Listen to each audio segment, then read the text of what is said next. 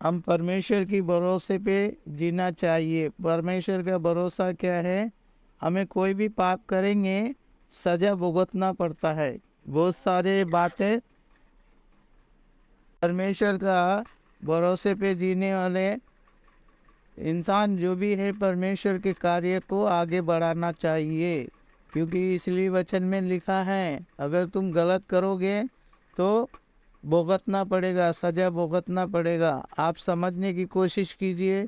वचन हमें सीखना है, समझना है, लोगों को सिखाना है। भैया हमारा जीवन ऐसे ही नहीं, परमेश्वर ने इस संसार में नहीं भेजा है अपना जीवन खाने का, पीने का, रहने का।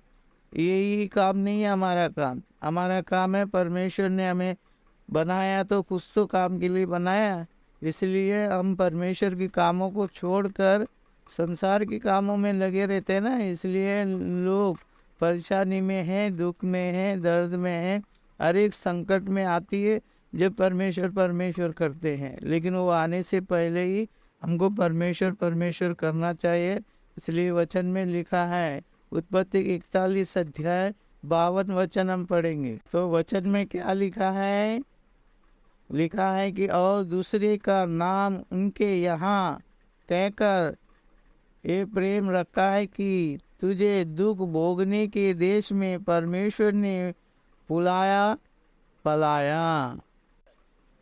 वचन को सुने हो ना, इसलिए तो कहता हूँ परमेश्वर के वचन को समझने के लिए तो जो लिखा गया वो बातों को सुनो, समझो और विश्वास रखो, ताकि परमेश्वर हमें कोई भी देश में रहने दो, कहाँ भी रहने दो, हमें क्या करना है? हमें फूल फलना है तो परमेश्वर की प्यार और विश्वास में बने रहना है। दुख को भोगने के देश में परमेश्वर तुम्हें संभाल के रखा है, दुख भोगने वाली देश में। इसलिए ये संसार भी कम दुखी नहीं है। बहुत सारा दुख आती है इंसान को, बहुत सारे संकट परेशानी आती है, लेकिन परमेश्वर ने ऐसे हमें संभाल के रखा। इसके लिए प्रभु हमारा चिंता करते हैं। वचन में ये बातें हमने क्या किया? सुना है। वो सुना है तो वही वचन पे हमें ध्यान देना है। देखो अय्यूब के अध्याय 5 अध्याय 7 वचन में लिखा, परंतु जैसा चिंगारी ऊपर उड़ जाती है वैसे ही मनुष्य कष्ट ही भोगने के लिए उत्पन्न हुआ। देखा, कष्ट ही भोगने के लिए उत्पन्न हुआ, क्योंकि अय्यूब के समय में जो परिस्थिति अय्यूब की आया था, बहुत कष्ट, बहुत दुख, बहुत परेशानी दे लेते उसने। इसलिए परमेश्वर ने उसे ये सारी बातें जब वो याद करते हैं ना, उसके मन में ऐसा लगता है कि भैया मैंने तो मनुष्य बन के कष्ट भोगने के लिए तो मैं पैदा हुआ हूँ।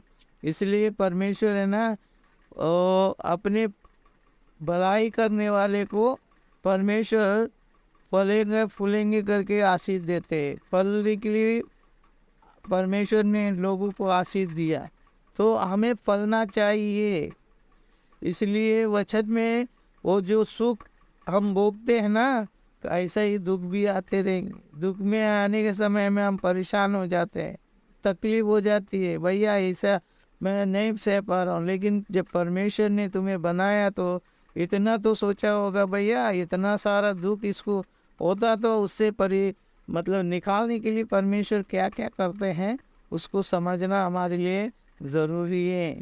समझ रहे कि नहीं? परमेश्वर का जो वचन है ना, वो बाइबल के अनुसार है। हमें उस पर ध्यान देकर पढ़कर विश्वास करना चाहिए। इसलिए वचन को पढ़िए, सीखिए, समझिए। परमेश्वर है ना, वचन के द्वारा जो बातें हमें सिखाया जाता है उसी पे ध्यान दीजिए। वीडियो को लाइक कीजिए और शेयर कीजिए, और सारे लोगों के लिए धन्यवाद। आमीन।